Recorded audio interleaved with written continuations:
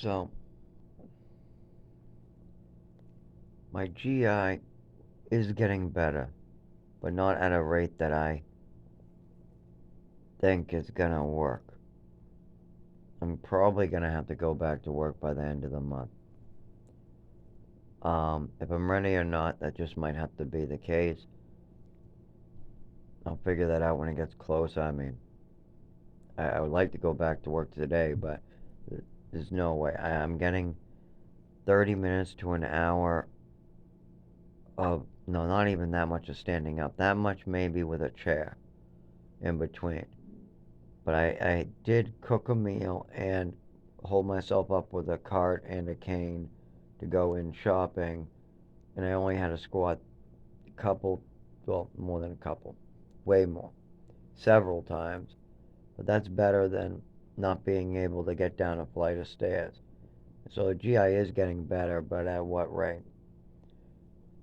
As far as the neurological disorder, that will get better. I'm confident in it as the GI gets better, but only to a point. And as the cold comes in, it's going to get worse. So, yeah, I'll have to try to balance this right. As far as the bills here, the landlord, going to the doctor, all that's going to continue. So I'll deal with it as it comes. My roommate, I'm trying to teach him skills, but other than dangerous health hazards, I'm pretty much going to leave him to do his own thing. Meaning, wash his own dishes, do his own laundry, pick up his own stuff. But if it comes over to me, I don't know at that point. I mean, I'm trying to move out as quick as I can and set him up with the services as quick as I can. Honestly, if he didn't have credit card debt and didn't smoke and spend all his money on that, he might be able to take this place over in a year or two.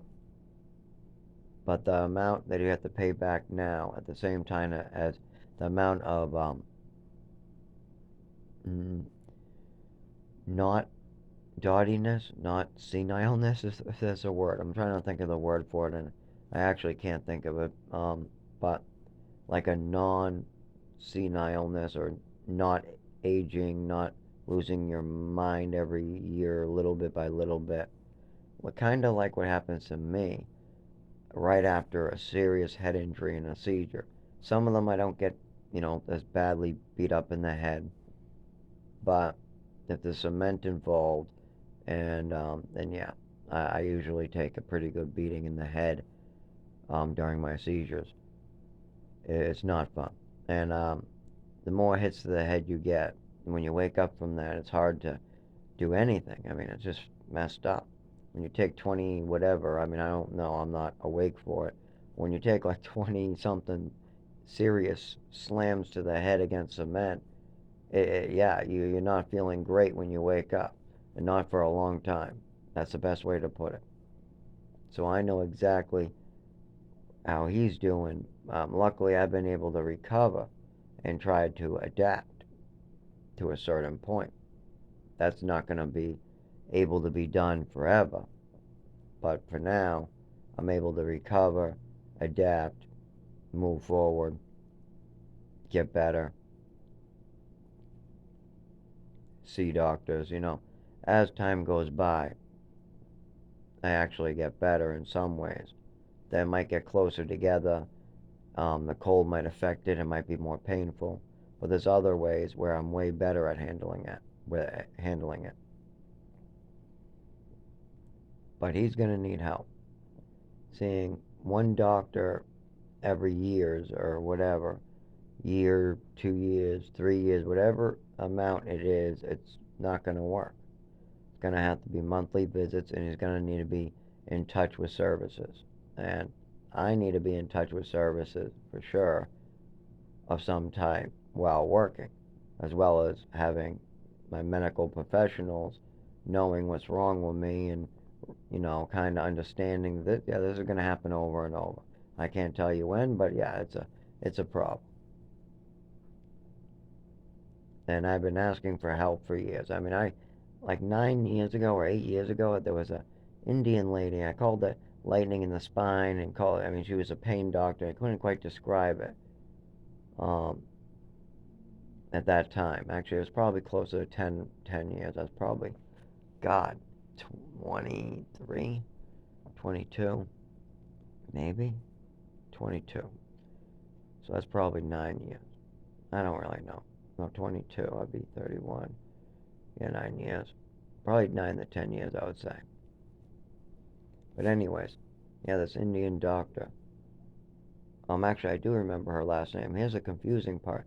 She has the last name as a psychiatrist that I was seeing that I just continued treatment with that went back all the way to Chelmsford when I was about 17 or 18.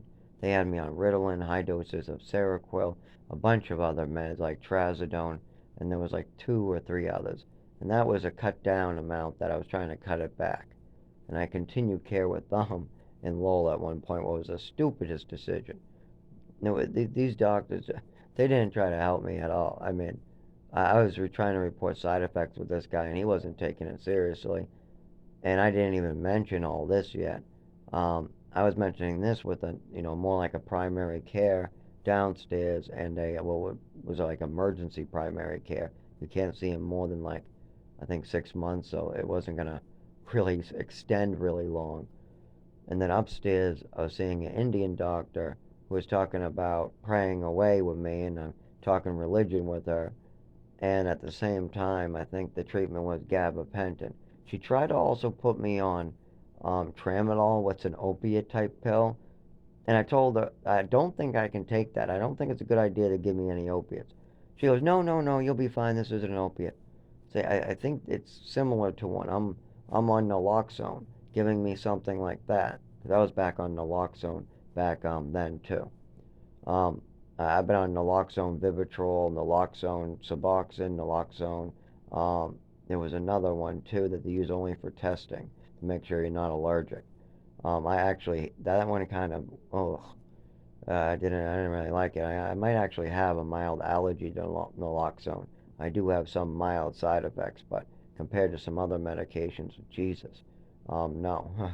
I've had so horrible, horrible time with people giving me drugs.